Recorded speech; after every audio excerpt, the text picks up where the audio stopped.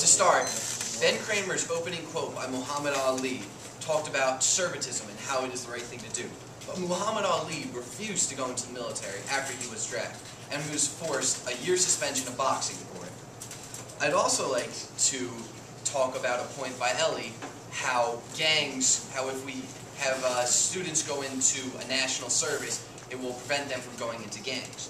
But if we teach someone how to shoot a gun, won't it increase gang violence and increase the deadliness at which gangs can operate?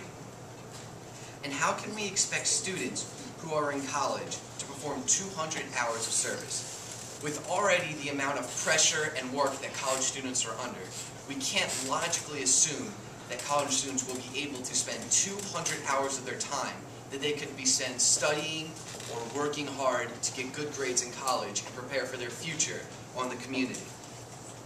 And as Ben said before, he felt a feeling of sense and of pride and a feeling of goodness when he volunteered. You can't force that feeling on people. They have to feel it for themselves, like Ben did. This is very important because efficientness is one of the key things in volunteering. And volunteering is just that, voluntary service. So if we increase the number at which people who don't want to volunteer, it will decrease the efficiency of volunteering. And it could cause problems, such as in the Make-A-Wish Foundation. Some people who don't really care about volunteering could spend their 200 hours just goofing around instead of helping people who need to be helped. And also, in Ben's plan, he stated that you could spend 200 hours of volunteering instead of going into the military. Now this will possibly decrease the amount of people who go into the military, because spending 200 hours of service, of community service, seems like a much more practical and more suited idea. So it will actually decrease the amount of people who join the armed forces. In conclusion, the United States cannot logically mandate a system of compulsory national service.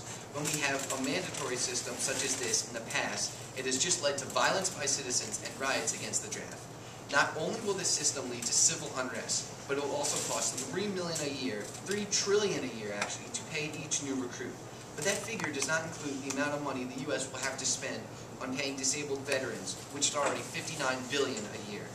How can we logically do this to our country when we are already in a national debt and we are currently seeing a drastic rise in the number of Americans who are volunteering nationwide?